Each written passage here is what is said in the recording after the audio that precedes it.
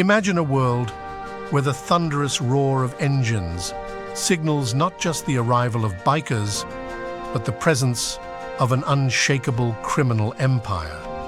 Welcome to the realm of the Hells Angels, where leather-clad outlaws don't just ride the roads, they rule entire cities.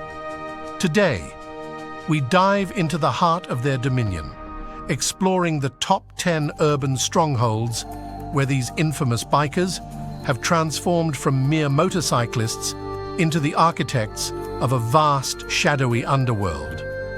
Prepare to journey through concrete jungles where the line between freedom and fear blurs, and where the Hells Angels' influence reaches far beyond the rumble of their motorcycles. Number 1. Oakland, California, USA. Oakland, the birthplace and epicenter of the Hells Angels' global empire, stands as a testament to this infamous motorcycle club's enduring power. Established in 1957, the Oakland chapter, known as the Mother Chapter, sets the standard for Hells Angels operations worldwide. With a staggering membership of around 930, its influence extends far beyond the city limits, shaping the very fabric of outlaw biker culture. The story of the Hells Angels in Oakland is one of resilience and defiance. Despite high-profile federal raids in 2011 that briefly disrupted their activities, the chapter's influence remained undiminished. This ability to weather storms and emerge stronger speaks volumes about their deep-rooted presence in the city. The Oakland Hells Angels have become more than just a motorcycle club. They're an institution deeply embedded in the city's political and criminal landscape. What truly sets Oakland apart is its status as the heart of the Hells Angels kingdom. Each year, the chapter hosts events that draw bikers from around the globe, transforming the city into a mecca for those who live by the creed of the open road. These gatherings are more than mere reunions. They're demonstrations of power and solidarity, reinforcing Oakland's position at the center of the Hells Angels universe. The Oakland chapter's influence extends far beyond organized rides and gatherings. Their presence is felt in the shadows of the city's politics and in the whispers of its criminal underworld. The line between legitimate business and illicit activities often blurs, creating a complex web of relationships that has allowed the Hells Angels to maintain their grip on the city for decades. To understand the Hells Angels' dominance in Oakland is to understand a part of the city's soul. For many, the roar of motorcycles and the sight of leather-clad bikers are as much a part of Oakland's identity as its bustling port or rich cultural diversity. The chapter's longevity and resilience mirror the city's own history of struggle and perseverance. Yet, this entrenched presence raises complex questions about power, community, and the nature of law enforcement in urban America. How has this organization managed to maintain such a strong foothold despite increased scrutiny and periodic crackdowns? The answer lies in their adaptability, deep roots in the community, and ability to balance intimidation with a kind of dark charisma. As Oakland continues to evolve, facing challenges of gentrification and changing demographics, the Hells Angels remain a constant, a living link to the city's grittier past. Their future in Oakland is as uncertain as it is intriguing. Will they continue to adapt and thrive, or will the forces of change finally erode their influence? One thing is certain: the story of the Hells Angels in Oakland is far from over. As long as there are those drawn to the allure of the outlaw lifestyle, as long as there are dark corners where the law struggles to reach, the Angels will find a way to persist. Their presence in Oakland serves as a stark reminder of the complex relationship between order and chaos, between the mainstream and the fringe, that defines life in urban America. The roar of motorcycles echoing through the streets of Oakland isn't just noise, it's the sound of a living legend, a reminder that in this city, the Hells Angels are more than just a motorcycle club. They're a part of its very essence. Number 2, San Francisco, California, USA. San Francisco, where fog rolls in from the bay and streets echo with the rumble of motorcycles. This isn't just any biker's paradise, it's the stomping ground of one of the world's most notorious Hells Angels chapters. Since the 1950s, these leather-clad outlaws have claimed the city by the bay as their own, swelling to a formidable force of around 850 members. But the Hells Angels story in San Francisco isn't just about numbers. It's a tale of counterculture colliding with criminal enterprise, a narrative as complex as the city itself. These streets have witnessed their share of violence and defiance, with the Angels at the epicenter. Perhaps no event epitomizes the chapter's infamous legacy quite like the 1969 Altamont Free Concert. What should have been a celebration of peace and music devolved into a nightmare of violence, forever linking the Hells Angels to one of rock and roll's darkest days. It marked a turning point, not just for the Angels, but for the entire counterculture movement. Yet, despite Altamont's infamy and countless law enforcement crackdowns, the Angels' presence in San Francisco remains pervasive. They've demonstrated a remarkable ability to adapt and survive, their influence reaching far beyond their immediate circle. The 2007 murder of a rival gang member serves as a grim reminder that beneath their brotherhood's surface lies a capacity for brutal violence. To truly understand the Hells Angels in San Francisco, one must look beyond the headlines. Their annual Frisco Run is more than just a gathering of bikers. It's a show of force, a testament to their enduring influence in the Bay Area. Picture hundreds of motorcycles thundering across the Golden Gate Bridge, a sea of leather and denim drawing riders from around the world. It's a spectacle that both intimidates and fascinates, a stark reminder that the Angels are here to stay. The Hells Angels' grip on San Francisco raises complex questions about power, community, and the nature of outlaw culture. How have they maintained their stronghold in a city that's undergone such dramatic changes? Part of the answer lies in their ability to adapt, to blend into the city's fabric while maintaining their distinct identity. They're as much a part of San Francisco's landscape as the cable cars and Chinatown, a living, breathing embodiment of the city's rebellious spirit. Their presence also speaks to the darker undercurrents flowing beneath San Francisco's progressive exterior. In a city renowned for its tolerance and innovation, the Angels represent a different kind of disruption, one that challenges the very notion of law and order. Their continued existence testifies to the complexities of urban life, where the lines between community and criminality often blur. As San Francisco evolves, so too does its relationship with the Hells Angels. The chapter's future remains uncertain, caught between the pressures of gentrification and increased law enforcement scrutiny. Yet, if history is any indication, they'll find a way to adapt and survive, their engines echoing through San Francisco's hills for years to come. Number 3, New York City, New York, USA.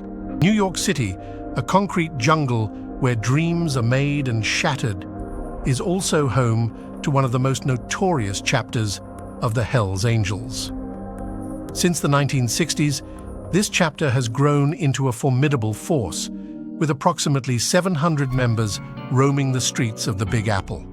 Their presence is felt in every borough, from the bustling streets of Manhattan to the quiet neighborhoods of Staten Island. At the heart of their operation stands their East Village clubhouse, a symbol of defiance against law enforcement and a testament to their enduring presence in the city. This building, adorned with their infamous Death's Head logo, serves as a stark reminder of the Angels' grip on New York's underworld. It's not just a meeting place, it's a fortress, a statement of their unwavering resolve to maintain their stronghold in one of the world's most iconic cities. The Angels' journey in New York hasn't been without its challenges. In 2016, high-profile arrests for drug and weapons charges sent shockwaves through their ranks. For a moment, it seemed like the authorities had finally gained the upper hand. But if there's one thing the Hells Angels are known for, it's their resilience. Despite the disruption to their operations, they managed to weather the storm. Their core remained intact, a testament to the deep-rooted nature of their organization in the city's criminal landscape. The Hells Angels' influence in New York isn't just about criminal activities, they've woven themselves into the very fabric of the city's biker culture. The annual Big Apple Run is a spectacle that draws bikers from across the globe.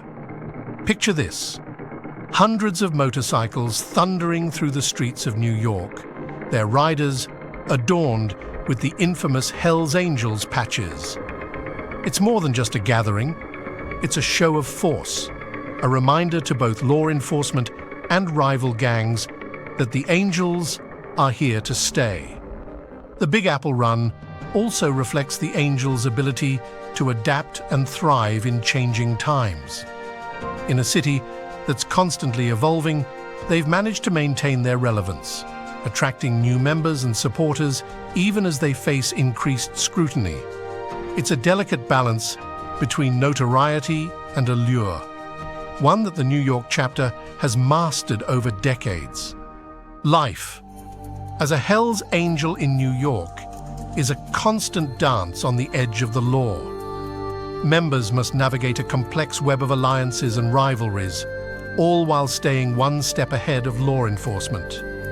The city's diverse criminal landscape provides both opportunities and challenges. On one hand, there's always a market for their illicit activities. On the other, competition is fierce, and territory disputes can turn deadly in an instant. Despite the risks, or perhaps because of them, the Hells Angels continue to attract new members in New York. For some, it's the allure of brotherhood, a chance to belong to something bigger than themselves in a city where it's easy to feel lost and alone. For others, it's the promise of power and respect on the streets. Whatever the reason, the Angels' ranks in New York remain strong, a testament to their enduring appeal in the face of societal changes and legal challenges. As the sun sets over the New York skyline, the roar of Hells Angels motorcycles can still be heard echoing through the canyons of skyscrapers. It's a sound that sends chills down the spines of some and ignites excitement in others. In a city that never sleeps, the Hells Angels remain wide awake, their influence a constant undercurrent in the ebb and flow of New York's underworld. The story of the Hells Angels in New York is far from over. As long as there are those seeking the thrill of the outlaw lifestyle, as long as there are dark corners of the city where the law struggles to reach, the Angels will find a way to thrive. Their presence in the Big Apple serves as a stark reminder of the complex relationship between order and chaos, between the mainstream and the fringe, that defines life in one of the world's greatest cities. Number 4. Quebec City, Canada. Quebec City stands as a testament to the enduring power and influence of the Hells Angels. Since the 1990s, this chapter has grown into one of the most formidable in the organization, boasting a staggering membership of around 620 individuals. This isn't merely a motorcycle club, it's a force that has shaped the city's underworld for decades. The Hells Angels story in Quebec City is one of ruthless ambition and brutal conflict. The Quebec Biker War of the 1990s and early 2000s wasn't a mere footnote in the city's history. It was a bloody saga that cemented the Angels' reputation for uncompromising violence. This wasn't a simple turf war, it was a calculated campaign to dominate the criminal landscape of the entire province. The Angels' influence extends far beyond street battles. They've woven themselves into the very fabric of Quebec City's criminal economy. The drug trade, once a patchwork of small-time dealers and rival gangs, now flows largely through channels controlled by the Angels. They've transformed narcotics into a well-oiled machine, with distribution networks spanning the city and beyond.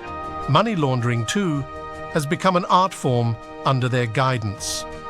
Legitimate business fronts dotting Quebec City's streets often conceal a darker purpose, washing the profits of their illicit activities. It's a sophisticated operation that blurs the lines between the underworld and legitimate commerce. Yet, for all their notoriety, the Hells Angels have also mastered the art of spectacle and defiance. The annual Quebec Run is more than just a gathering of bikers. It's a transformation of the city itself. For a brief time, Quebec City's streets become a sea of leather and chrome, the air filled with the thunderous roar of hundreds of motorcycles. It's a show of force, a reminder to both the public and authorities that the Angels are here to stay. This annual event is more than just a ride. It's a statement. It's a demonstration of unity, a flexing of muscles that sends a clear message. The Hells Angels are not just a gang, they're an institution. The run draws members and supporters from across the country and beyond, turning Quebec City into the epicenter of outlaw biker culture for a few days each year. The presence of the Hells Angels in Quebec City raises complex questions about power, law enforcement, and the nature of criminal organizations.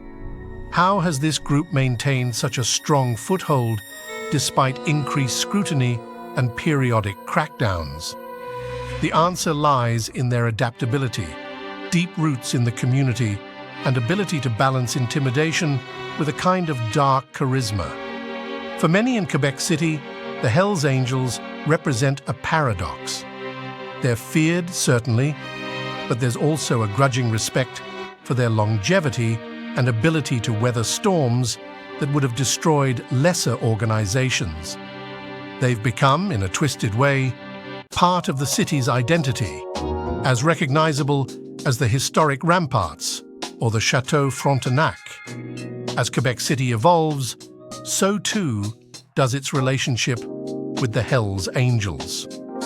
Law enforcement agencies wage an ongoing battle to curb their influence, but the Angels have proven remarkably resilient. They've survived internal conflicts, external pressures, and changing societal attitudes, always finding new ways to adapt and thrive. The story of the Hells Angels in Quebec City is far from over.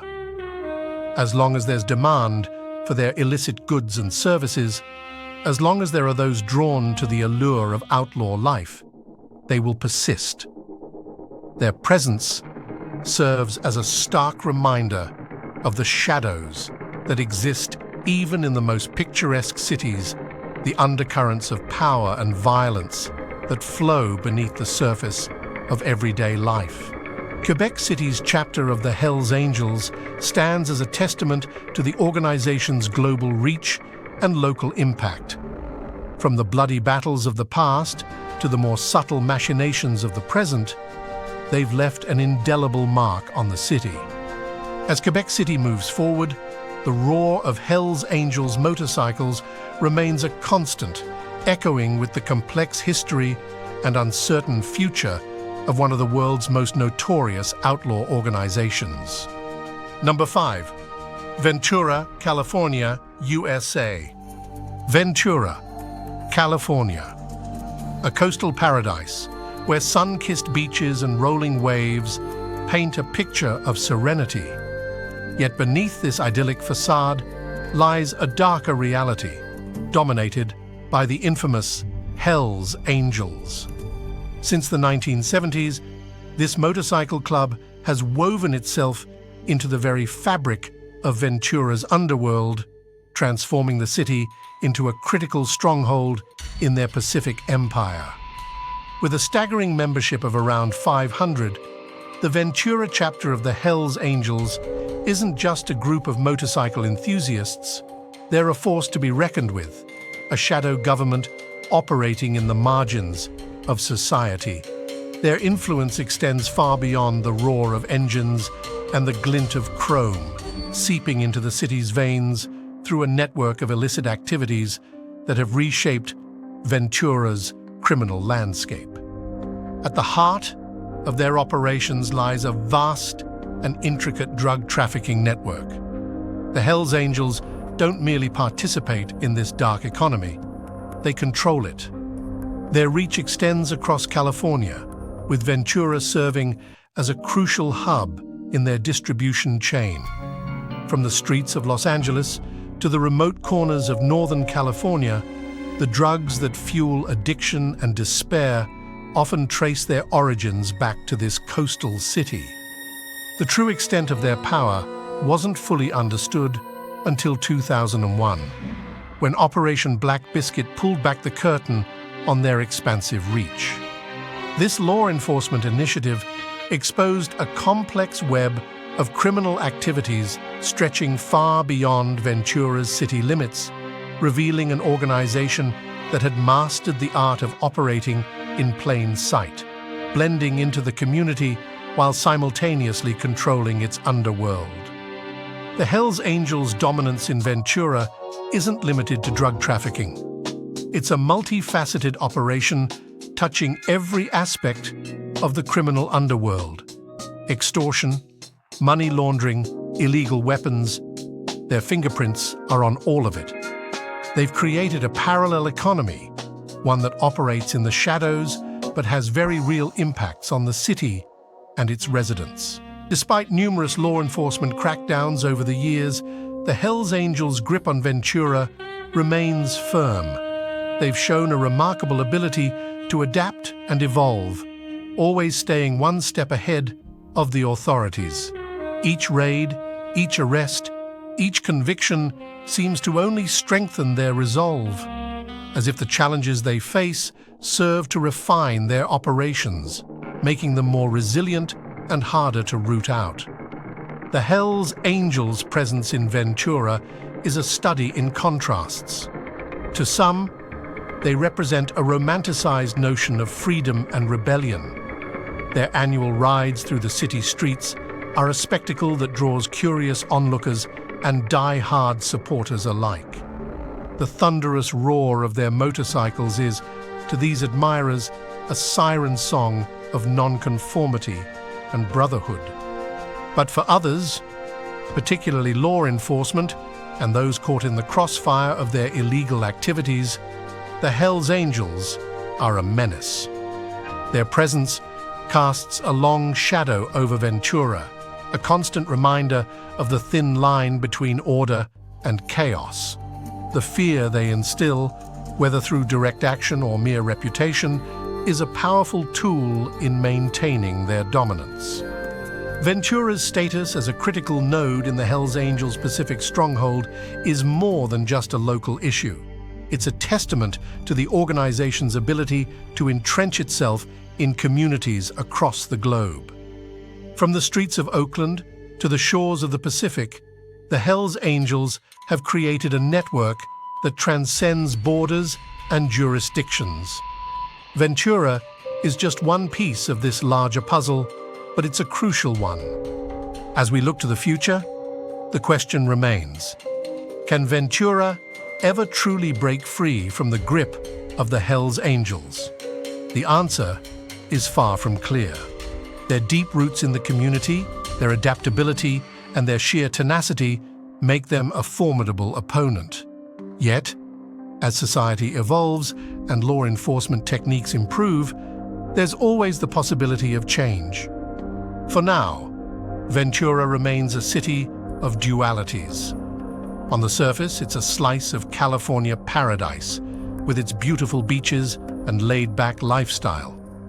But beneath this veneer lies a complex underworld, one where the Hells Angels reign supreme. It's a reminder that even in the most picturesque of places, the shadows can run deep, and the roar of a motorcycle engine might signal more than just a love of the open road. Number 6. Boston, Massachusetts, USA. Boston, a city where history and infamy intertwine, has been home to the Hells Angels since the 1960s. This chapter, with its formidable membership of around 400, has woven itself into the very fabric of the city, creating a complex tapestry of public perception and underground influence. The streets of Boston have witnessed the raw power of this motorcycle club, most notably during the infamous 1974 Charlestown shootout. This event, etched in the city's collective memory, serves as a stark reminder of the violence that can erupt when the Angels' dominance is challenged. The Hells Angels' influence in Boston extends far beyond moments of overt violence. They've demonstrated a remarkable ability to infiltrate major projects, including the Big Dig, one of the most ambitious urban construction projects in American history. This infiltration speaks volumes about their reach and the intricate networks they've established within the city's power structures. What makes the Boston chapter particularly intriguing is their mastery of duality. On one hand, they engage in charity work, presenting a facade of community involvement and social responsibility. These efforts, ranging from toy drives to fundraisers, serve to soften their image in the public eye. It's a calculated move, designed to garner sympathy and blur the lines between their legal and illegal activities. Yet, beneath this veneer of philanthropy lies a web of covert criminal activities. The Boston Hells Angels have their fingers in numerous illicit pies: drug trafficking, extortion, and money laundering, to name a few. They operate with a level of sophistication that has allowed them to evade major law enforcement crackdowns, adapting their methods to stay one step ahead of the authorities. This duality, the blend of public charity and private criminality, has created a complex relationship between the Hells Angels and the city of Boston.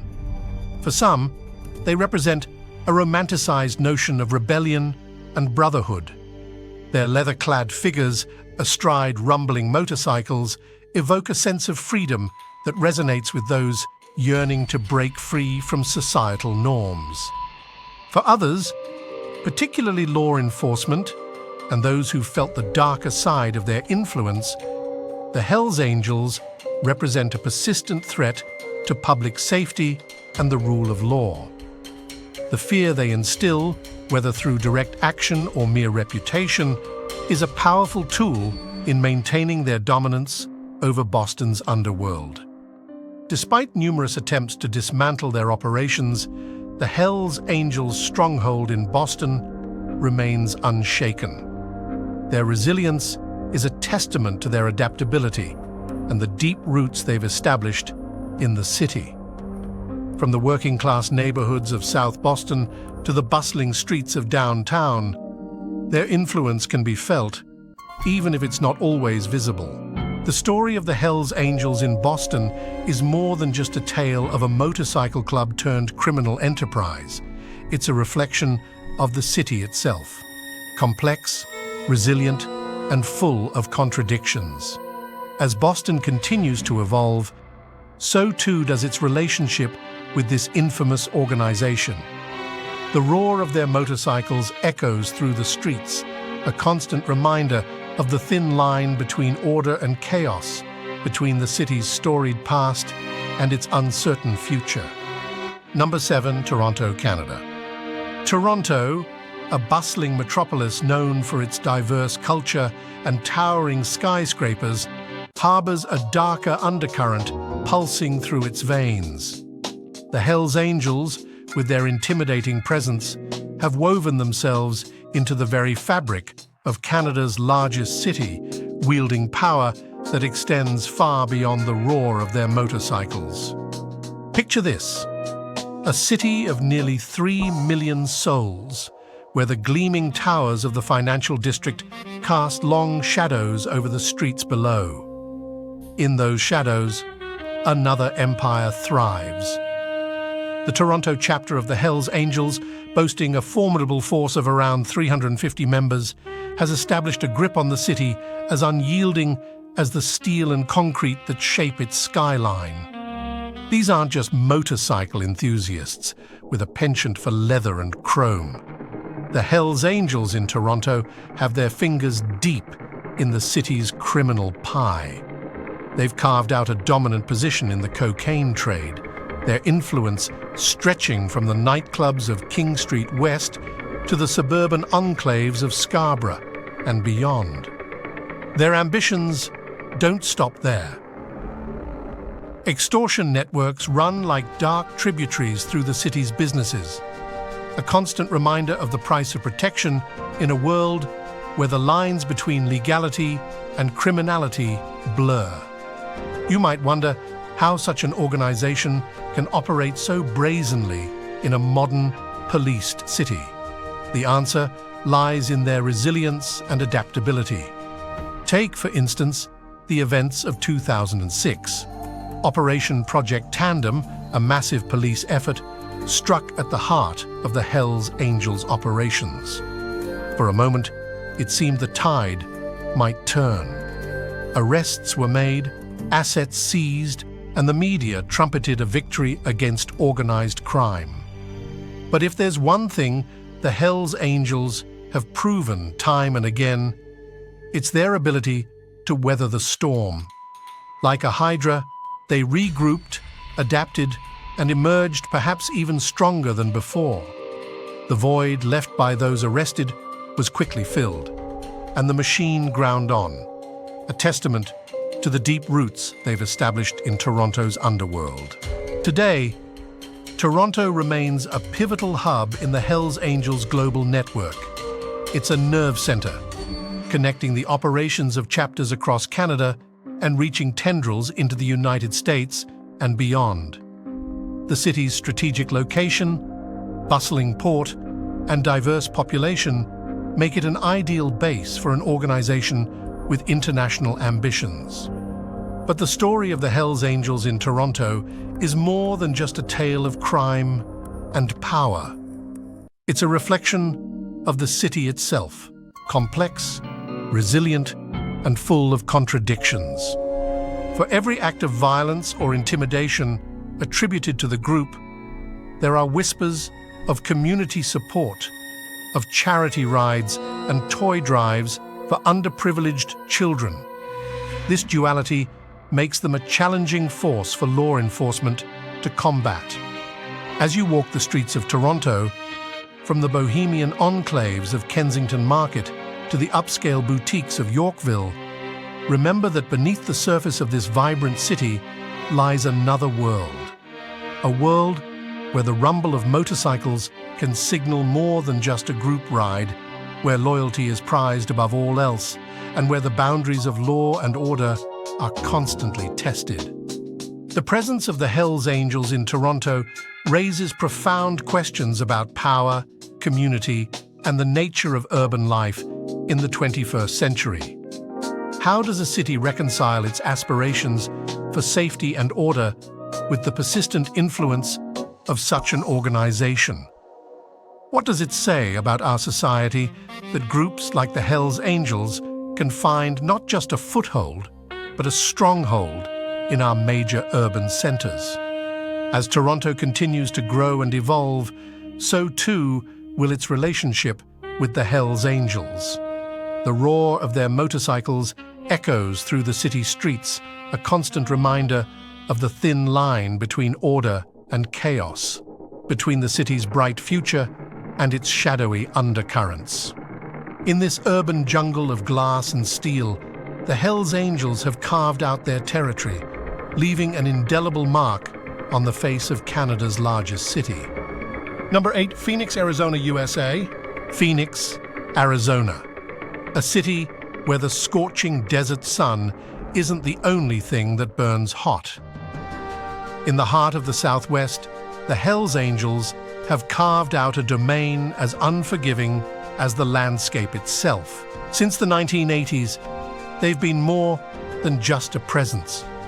They've become a force of nature, with approximately 300 members strong. But don't let the numbers fool you. It's not just about quantity, it's the intensity of their influence. These aren't your average motorcycle enthusiasts. The Phoenix chapter of the Hells Angels has woven itself into the very fabric of the city's underworld, their tendrils reaching far and wide. Their notoriety isn't built on charity rides or community service. It's forged in the fires of illicit enterprises, most notably their significant involvement in the production and distribution of methamphetamine. This isn't just a side hustle, it's a full-blown operation that has cemented their power base in the region. Perhaps nothing exemplifies their ferocity quite like the 2002 Harrah's casino shootout with their rivals, the Mongols MC. Picture this: the neon lights of the casino, the chime of slot machines, and then suddenly, the deafening roar of gunfire. It wasn't just a skirmish. It was a statement, a bloody declaration that the Hells Angels weren't just players in Phoenix's criminal underworld. They were the apex predators. You might think such brazen displays of violence would lead to their downfall. After all, law enforcement isn't blind to their activities. There have been crackdowns, arrests, and attempts to dismantle their operations. But like the mythical Hydra, for every head cut off, 2 more seem to grow in its place. Despite the authorities' best efforts, Phoenix remains a stronghold where the Hells Angels' influence looms large. Their resilience is almost admirable, if it weren't so terrifying. They've adapted, evolved, and entrenched themselves so deeply that removing them seems almost impossible. But what does this mean for the average Phoenix citizen? For many, the Hells Angels are like a dark legend, something whispered about but rarely seen. Yet their impact is felt everywhere. From the increased police presence in certain neighborhoods to the subtle shifts in the city's social dynamics, their shadow stretches far and wide. It's a complex situation that defies simple solutions. The Hells Angels didn't rise to power overnight, and they won't be displaced easily. Their dominance in Phoenix is a testament to their organizational skills, their ruthlessness, and their ability to exploit society's cracks. As the sun sets over the Sonoran Desert, casting long shadows across the city, one can't help but wonder about the future. Will the roar of Hells Angels motorcycles continue to echo through Phoenix's streets for decades to come? Or will the tide eventually turn? One thing is certain: the story of the Hells Angels in Phoenix is far from over. It's a tale of power, violence, and survival in one of America's most unforgiving landscapes. And as long as they remain, Phoenix will continue to be a city where the line between order and chaos is as thin as the desert air. Number 9, Amsterdam, Netherlands. Amsterdam, renowned for its picturesque canals and liberal attitudes, conceals a darker side that few tourists ever glimpse. Beneath the charming facade of tulips and windmills the Hells Angels have woven themselves into the very fabric of the city's underworld. Since the 1970s, these leather-clad riders have thundered through the narrow streets, their presence as unmistakable as the aroma wafting from Amsterdam's infamous coffee shops. With approximately 230 members, the Amsterdam chapter of the Hells Angels isn't merely a motorcycle club, it's a formidable force. Their influence extends far beyond their clubhouse doors, reaching into the shadows where illicit enterprises flourish. The drug trade, a lucrative business in a city famous for its relaxed stance on certain substances, falls largely under their control. Yet, their ambitions don't stop there. Protection rackets, extortion, and other criminal activities form a complex web of operations that has proven remarkably resilient. In 2019, the Dutch government took a bold step by officially banning the Hells Angels. This move sent shockwaves through the city's underworld. For a moment, it seemed as if the Angels' reign might be ending. However, those who thought the ban would be the death knell for this notorious organization were sorely mistaken. Like a phoenix rising from the ashes, the Hells Angels adapted.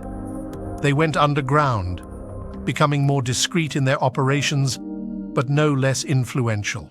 The ban, it appeared, had only forced them to evolve, to become smarter, more cautious, and perhaps even more dangerous. Their resilience in the face of legal challenges is a testament to their deep-rooted presence in Amsterdam's criminal landscape. One of the most visible displays of their enduring influence is their annual bike show. On the surface, it's a celebration of motorcycle culture, drawing enthusiasts from across Europe. But for those in the know, it's much more. A show of strength, a reminder to both allies and enemies that the Hells Angels remain a force to be reckoned with in Amsterdam. As the sun sets over the canals and the city's famous red lights flicker to life, the rumble of motorcycles serves as a constant reminder of the Hells Angels' presence. They are as much a part of Amsterdam's tapestry as its historic buildings and world-class museums. For better or worse, they have shaped the city's underworld, creating a complex ecosystem of power, loyalty, and fear that continues to thrive despite all efforts to dismantle it. The story of the Hells Angels in Amsterdam is a stark reminder that even in cities renowned for their openness and progressiveness, shadows lurk. It's a tale of resilience, adaptability, and the enduring allure of outlaw culture. As Amsterdam continues to evolve, balancing its liberal ideals with the need for law and order, the Hells Angels remain a powerful and enigmatic presence, their future as unpredictable as the city itself. Number 10. Montreal, Canada.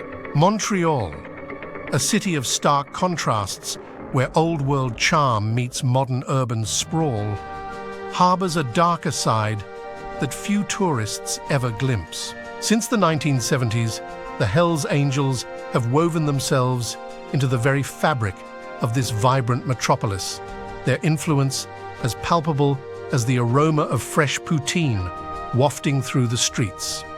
Picture this: the sun setting over Mount Royal, casting long shadows across the city. As night falls, a different Montreal awakens. The rumble of motorcycles echoes through the narrow streets of Old Montreal, sending shivers down the spines of those who understand its true meaning. This is the domain of the Hells Angels, a brotherhood that has grown to approximately 180 members strong over the decades. Don't be fooled by their relatively small numbers. In Montreal, it's not about quantity, it's about the intensity of their influence. These aren't your average weekend riders. The Montreal chapter of the Hells Angels has become infamous for their strategic alliances and ruthless tactics. They've turned the city into a chessboard, and they're always several moves ahead. Their grip on Montreal's underworld is ironclad. The drug trade? They don't just participate, they dominate it. Extortion rackets? They've elevated it to an art form. From the glitzy downtown core to the gritty industrial outskirts, their presence is felt everywhere, even if it's not always seen. Perhaps nothing showcases their enduring power quite like their annual Canada run. Imagine hundreds of bikers from across North America converging on Montreal's streets. The roar of their engines is deafening, a symphony of power and defiance. It's more than just a gathering. It's a show of force, a reminder to both allies and enemies that Montreal remains a critical node in the Hells Angels global network. Yet, the story of the Hells Angels in Montreal is not just one of brute force. It's a tale of adaptability, of an organization that has weathered storms that would have destroyed lesser groups, law enforcement crackdowns, rival gang wars, changing social landscapes. Through it all, they've not just survived, but thrived. Their resilience is almost admirable, if it weren't so terrifying. They've embedded themselves so deeply into the city's underworld that removing them seems almost impossible. Like the roots of an ancient tree, they've spread far and wide, intertwining with legitimate businesses, corrupting officials, and creating a complex ecosystem of power and influence. But what does this mean for the average Montrealer? For many, the Hells Angels are like a dark legend, something whispered about but rarely seen. Yet their impact is felt everywhere. From the increased police presence in certain neighborhoods to the subtle shifts in the city's social dynamics, their shadow stretches far and wide. It's a complex situation that defies simple solutions. The Hells Angels didn't rise to power overnight, and they won't be displaced easily. Their dominance in Montreal is a testament to their organizational skills, their ruthlessness, and their ability to exploit the cracks in society. As we ponder the future of Montreal, we can't help but wonder, will the roar of Hells Angels motorcycles continue to echo through the streets for decades to come, or will the tide eventually turn? One thing is certain, the story of the Hells Angels in Montreal is far from over. It's a tale of power, violence, and survival in one of Canada's most iconic cities. The presence of the Hells Angels in Montreal raises profound questions about power, community, and the nature of urban life in the 21st century.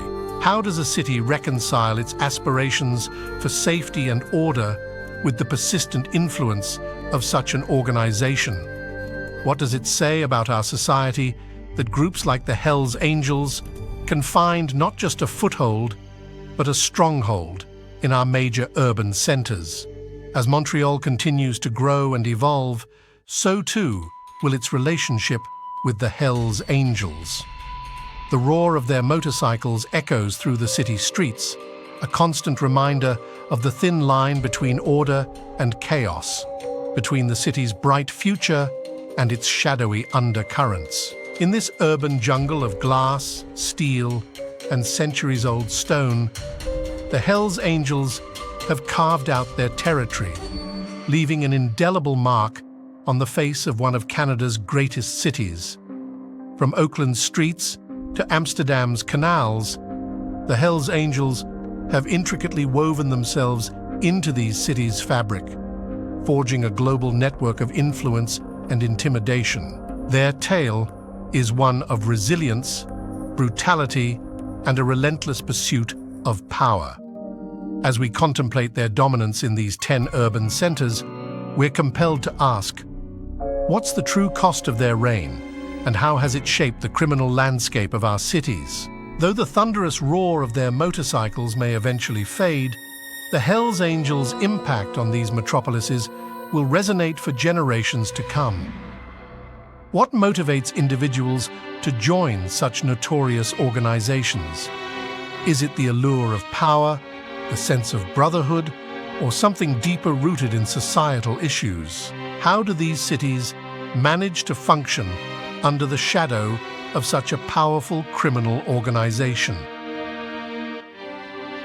As we conclude our thrilling journey through the Hells Angels' most dominated cities, we've uncovered a world of power, danger, and intrigue. If you've enjoyed this deep dive into the underground realm of one of the world's most notorious motorcycle clubs, don't forget to hit that like button and subscribe to our channel for more captivating content. But wait, there's more. Push that bell icon to stay notified of our latest uploads. You won't want to miss our upcoming videos exploring other fascinating aspects of urban subcultures and criminal organizations. And hey, why keep all this knowledge to yourself? Share this video with your friends and fellow urban explorers. Together, we can unravel the mysteries that lurk in the shadows of our cities. Until next time, stay curious, stay safe, and remember, there's always more than meets the eye in our urban jungles. See you in our next video.